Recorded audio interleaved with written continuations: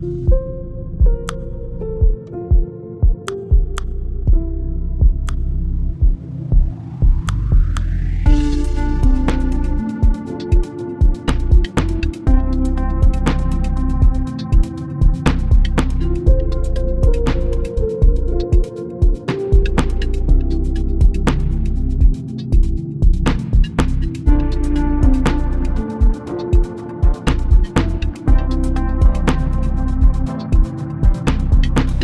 back. We are watching a YouTube channel, the Infinity channel for data science. In the last video, we saw the basic regression equation. We had a brief introduction of what the regression analysis is all about, and we saw various application of regression analysis in different industries. Now, in this video, we are going to talk more about the regression equation. We are going to calculate the regression coefficient beta, and while calculating the regression coefficients we need to consider some assumptions.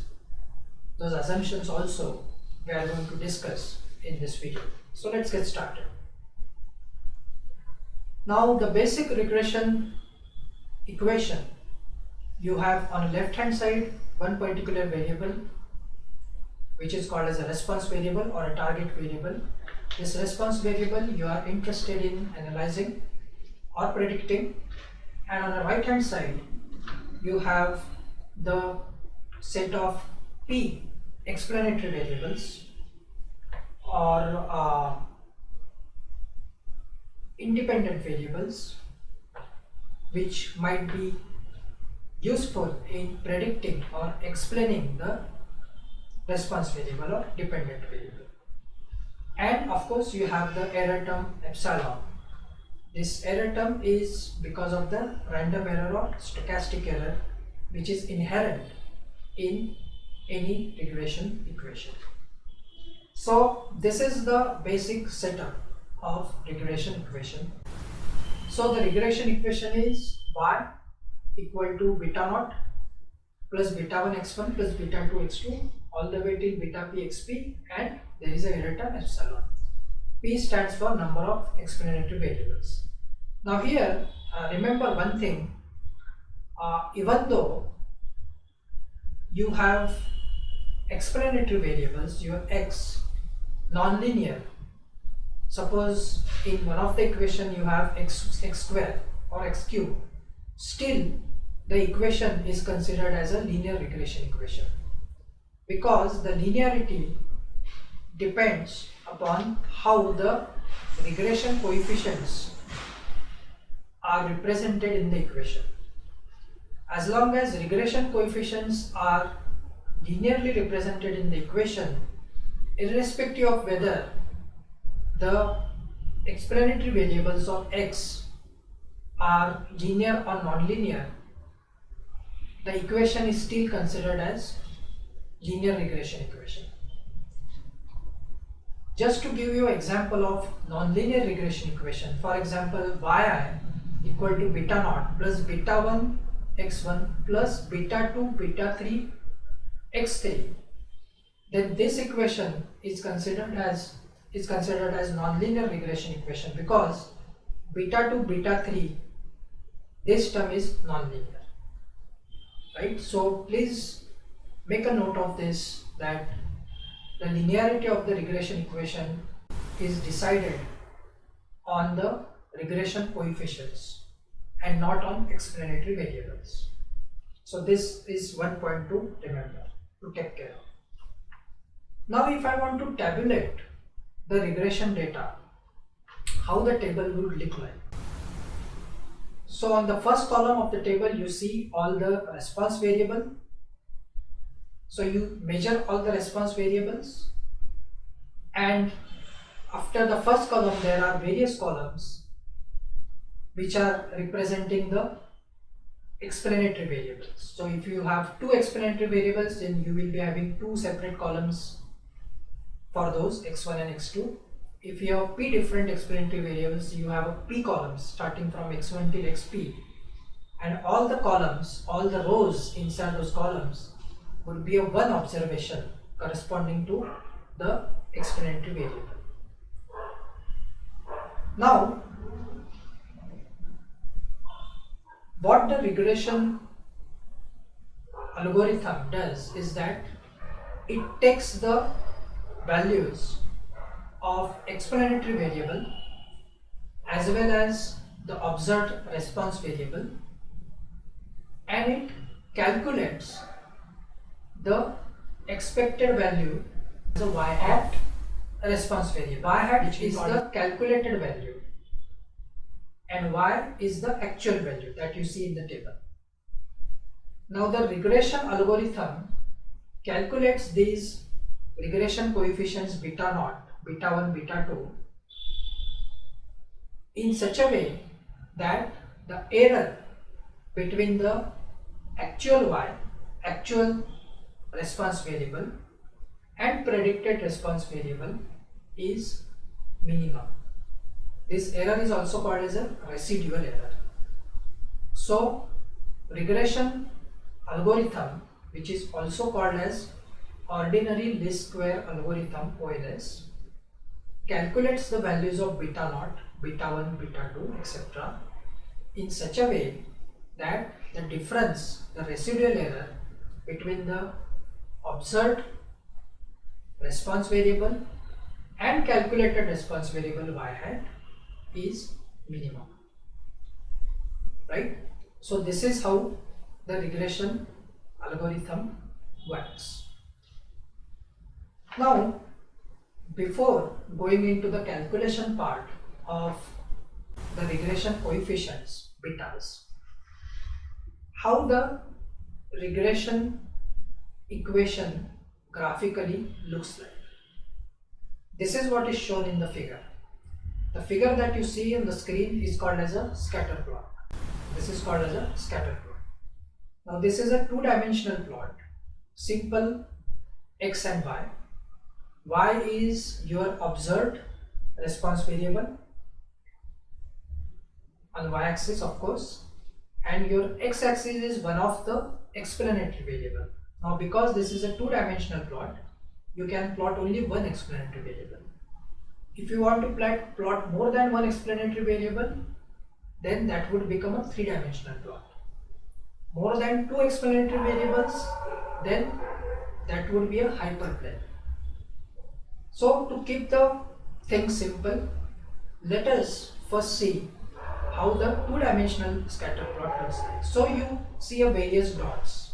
These various dots are nothing but the xy coordinates, right?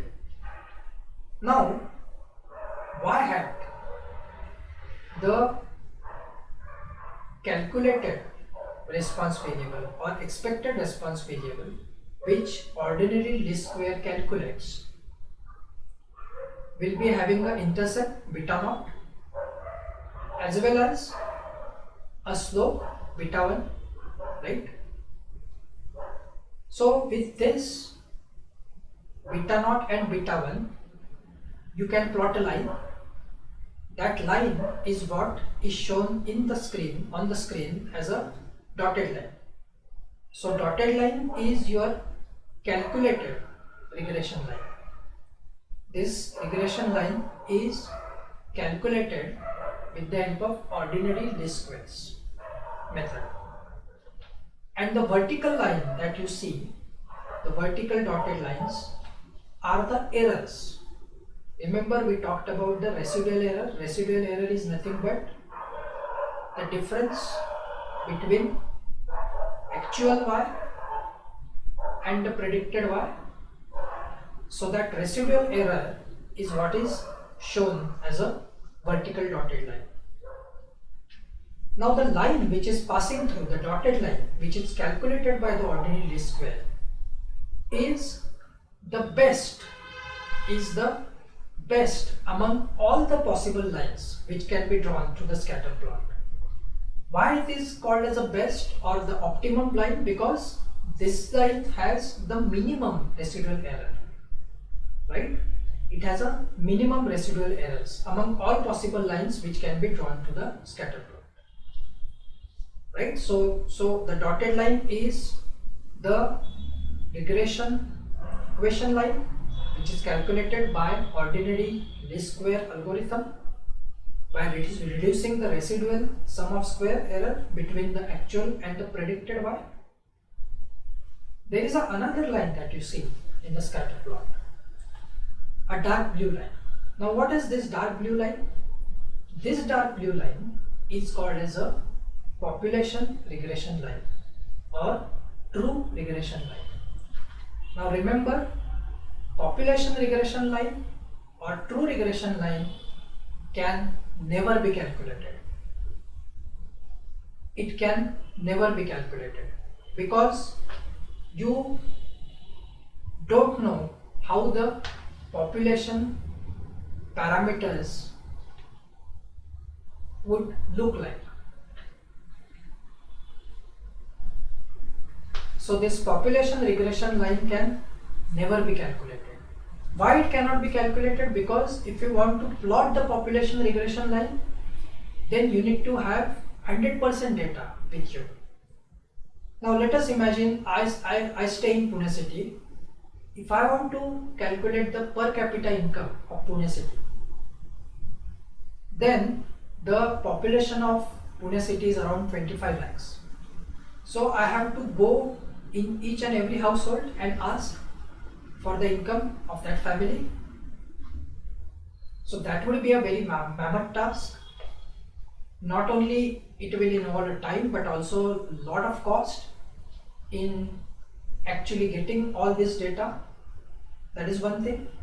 And second thing, even if I have so much of time and I spend so much of money in getting all this data, still there is an issue. What is the issue? Even if I go and ask to each and every household, if there is a possibility of inflating or deflating the income values. If I go to a low income family, then because of the social taboo, the low income family would like to inflate their earnings, and if I go to a high income family, they would like to deflate their earnings because of the taxation issues and all. So even if I cover all the households in Pune city, the data that I would be getting will always be biased.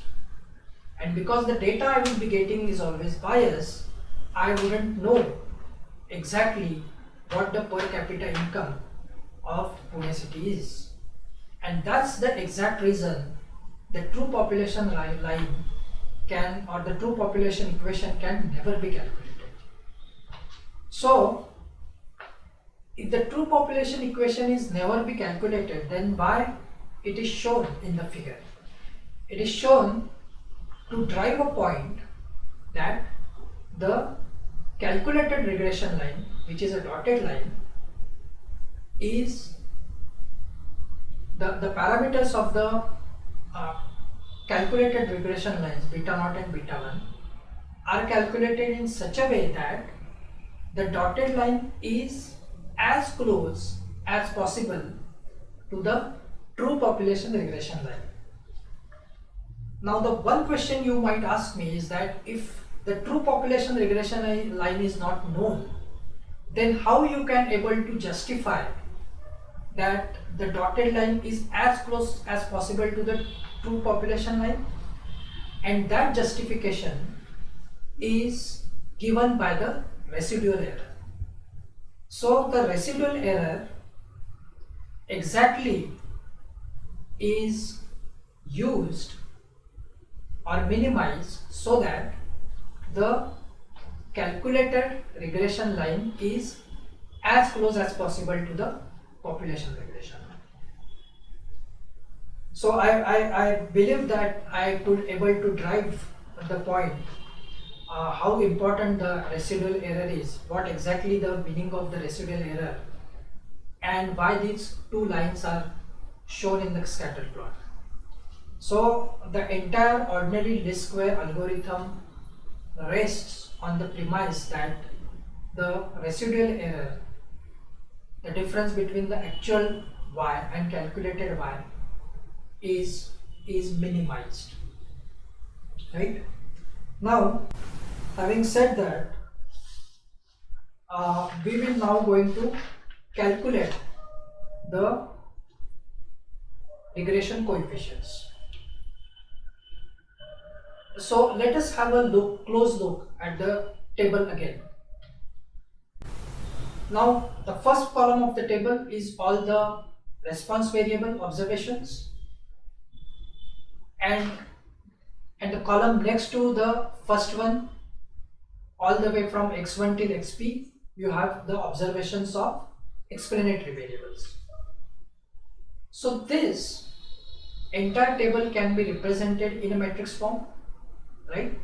So you have one matrix for y, which is I by 1. I is the number of rows for each row for each observation, and there will be only one column for this y matrix or response variable matrix, and all the explanatory variables right from x1 to xp can be clubbed into another matrix, which will be I by p matrix, right? You have p number of columns and you have I number of rows, and there will be a regression coefficients that we want to calculate. So there will be a separate matrix for the regression coefficients, and remember, we always have the random error in regression equation, so there will be another column for the random error. So this is depicted by the equation y equal to x times beta plus epsilon. Now if I simply calculate the if I simply multiply both sides of the equation by x hat or x prime is nothing but the transpose of x. So if I multiply both sides by x hat, I will be getting beta. Now this x hat, x prime multiplied by x, this matrix is also called as a covariance matrix. So the covariance of x is represented by this matrix. What is covariance and what is correlation? I will be doing a separate video on this soon, but please remember that x prime and x is called as a covariance matrix.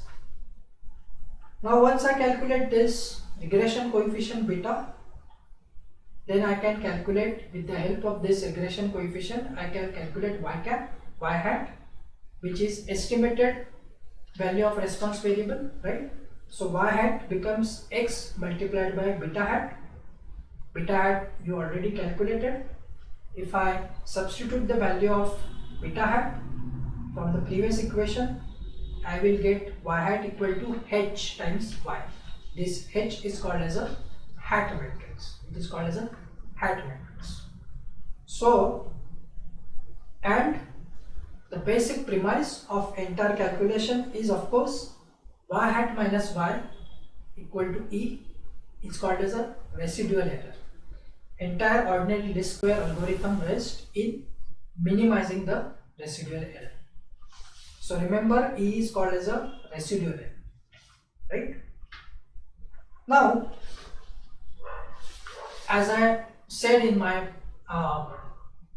introduction, that the calculation of beta depends upon few assumptions. Now let us consider what are those assumptions. The first assumption is that the expected value of error, epsilon, E of epsilon is 0. Now that means, what it means is that it cannot be true that in some observations the error is systematically too low, and in some observations the error is systematically too high. What it means is that the error will be a completely random. In one part of the observation the error is too high, in other part of the observation the error is too low. It should not happen. It's all random, right? So there will not be any pattern in the error. That is what the first assumption is allowable. The second assumption is the variance of the error is constant. That means it cannot be true that the strength of the model is more for some part and is less for the other part. That means for some observation the strength is more, that means the variance is less, and for the rest of the observation the strength is less, that means the variance is more. It cannot happen. So the variance has to be constant. And this constant variance assumption is called as a homoscedasticity. This is called as a homoscedasticity. Now a violation of this assumption implies that least square estimates beta naught, beta 1, least square estimates are not as efficient as they could be if the variance is constant. That means if the variance is not constant, then the regression estimates are not optimum. They are not optimum. That means the residual errors that the regression coefficients are used to calculate are not minimum. They can be further minimized by other sets of regression coefficients. The third is assumption is that the error is uncorrelated with each other. That means the error EJ is not dependent on the error EI, or the next error in the next observation is not dependent on the error in the previous observations. So the covariance between EI and EJ is 0, right? And then the last assumption that we are making is that the errors are normally distributed.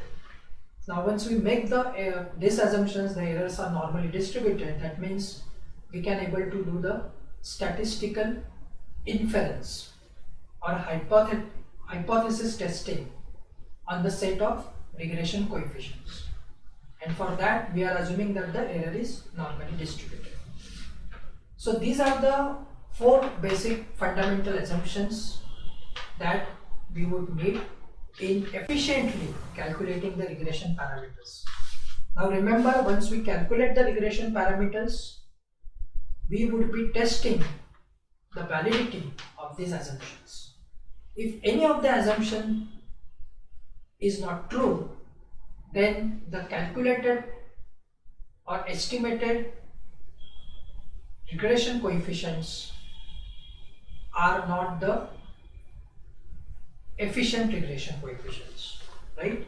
So please remember that. Okay, so in this video we talked about the scatter plot, we talked about what is the population regression line and how the calculated regression coefficients are used in minimizing the residual error. The residual error is nothing but the difference between the observed response variable and the calculated response variable. So the dotted line which you see through the scatter plot should go as close as possible to the population regression line, and this is calculated with the help of ordinary least square algorithm. So we saw the ordinary least square algorithm. We derived the equation to calculate the regression coefficients. With the help of these regression coefficients, then we calculate the y hat, which is expected value of response variable. The difference between the actual value and calculated or expected value is called as a residual error, E.